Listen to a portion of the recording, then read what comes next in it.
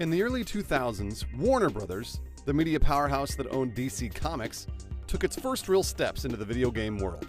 Previously, the company had simply licensed its properties out to other developers and publishers.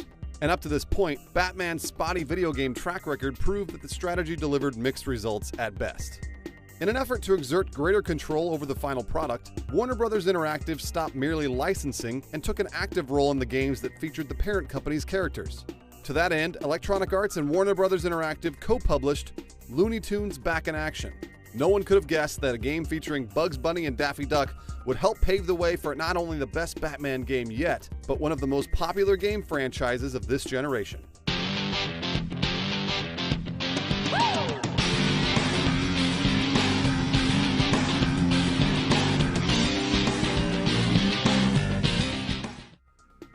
Though Looney Tunes Back in Action earned mixed reviews, it proved enough of a success for Warner Brothers Interactive to continue its foray into the video game industry.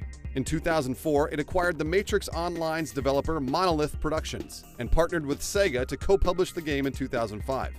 That same year, they teamed up with EA once again to co-publish Batman Begins, a Eurocom-developed adaptation of Christopher Nolan's film franchise reboot. The movie, starring Christian Bale, Liam Neeson, and Michael Caine, was everything that Tim Burton's Batman wasn't. Nolan's Gotham City was grounded in a recognizable world and offered one of the most realistic depictions of the Caped Crusader that had ever been committed to film.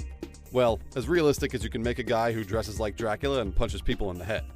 The movie broke the box office record set by franchise leader Batman Forever, taking home $72.9 million in its first 5 days.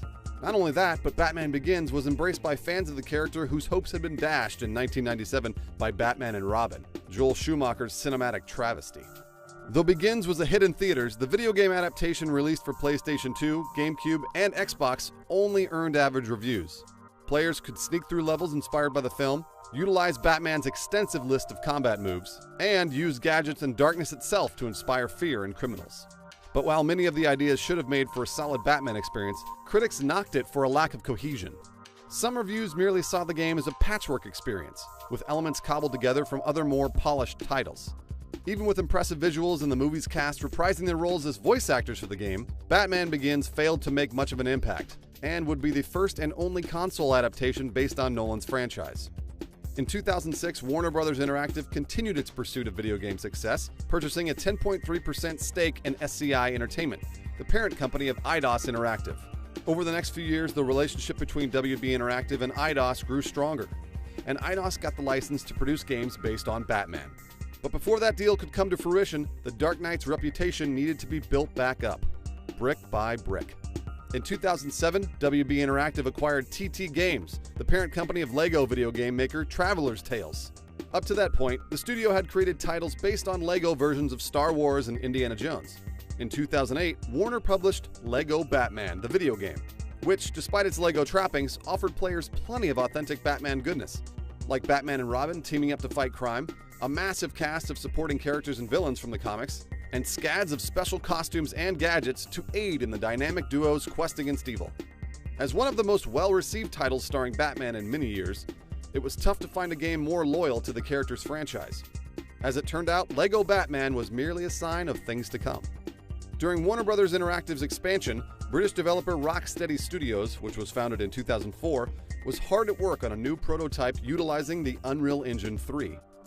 The studio had only one game to its name, a little-known first-person shooter called Urban Chaos Riot Response that was released in 2006. Rocksteady co-founder Sefton Hill explained in a 2009 interview that Eidos took notice of their work and proposed that they use it to make a new Batman game. Rocksteady agreed, worked up a proposal, and a deal was struck. Simple as that. The studio worked on the game for the next 2.5 years. Little did anyone know that the final product would become a mega hit. In 2009, Warner Brothers Interactive and Eidos co-published Batman Arkham Asylum for the PlayStation 3, Xbox 360, and PC to rave reviews and fantastic sales. The game dropped players in the middle of Gotham City's legendary home for the criminally insane, which had been overrun with armies of violent thugs and classic villains from Batman's universe. Better yet, the game played like a dream, emphasizing the way Batman thrives in darkness but is vulnerable in the light. Using an ever-expanding cache of Bat gadgets, Batman hid in the shadows and preyed on criminals one by one. At other times, he searched the asylum's grounds for clues, tracking down suspects and making daring rescues. And when the fists started to fly, Arkham Asylum boasted a unique free-flow combat system. Based more on rhythm and timing than complex combos, the game's combat allowed Batman to dispatch legions of foes nearly effortlessly, making players truly feel like the character in ways they'd never before experienced. The game's original story was written by Paul Dini, a writer-producer from the renowned animated series from the 1990s. Batman and the Joker were also portrayed by Kevin Conroy and Mark Hamill, veterans from the show's voice cast whose performances fans considered to be without peer. Arkham Asylum was almost universally praised as the greatest Batman game ever made. It also earned several Game of the Year awards throughout the industry, and even managed to secure a Guinness World Record, unseating Marvel vs. Capcom 2 for most critically acclaimed superhero game ever. Not bad for Rocksteady's second project. Arkham Asylum's success was the best sign yet that Warner Bros. Interactive was a legitimate player in the game publishing world, and made Rocksteady Studios an overnight sensation. In 2010, Warner purchased a majority stake in Rocksteady, which was already hard at work on a sequel. At this point, any damage suffered by the Batman brand in the years before had essentially vanished. Christopher Nolan's film franchise was setting box office records and re-established Batman and the Joker as pop culture icons. While yet another animated series, Batman the Brave and the Bold, was winning critical acclaim and earning Emmy nominations. A game based on the show, developed by WayForward Technologies, was published by Warner in 2010. Exclusive to the Wii and Nintendo DS, it earned above-average reviews and provided platforming action with a fan-approved presentation that mimicked the style of the TV series. And the Bat Train kept on rolling. Rocksteady released Batman Arkham City in 2011 for the PS3, Xbox 360, and PC. Everything that had made Arkham Asylum great was improved upon for the sequel. Batman fought more classic villains, could take down several more thugs at once, and stuffed his utility belt full of even more gadgets. And instead of confining Batman to the small island setting of the first game, Arkham City plunked him down into a large swath of Gotham City itself that had been turned into a massive urban prison. Players finally had another chance to explore Batman's hometown in an open-world setting since 1998's forgettable Batman and Robin for the PS1.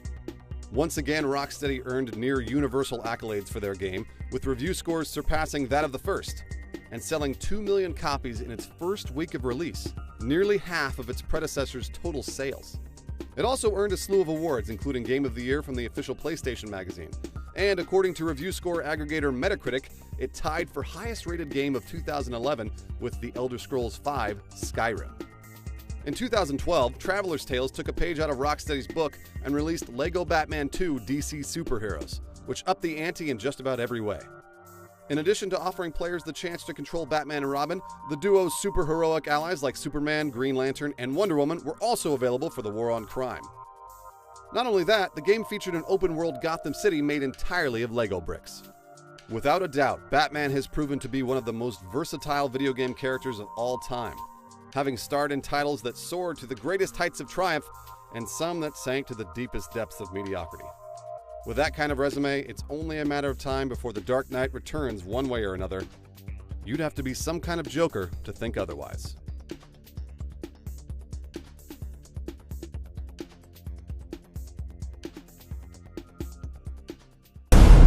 Mayday, Mayday, forward unto dawn, immediate evac 117.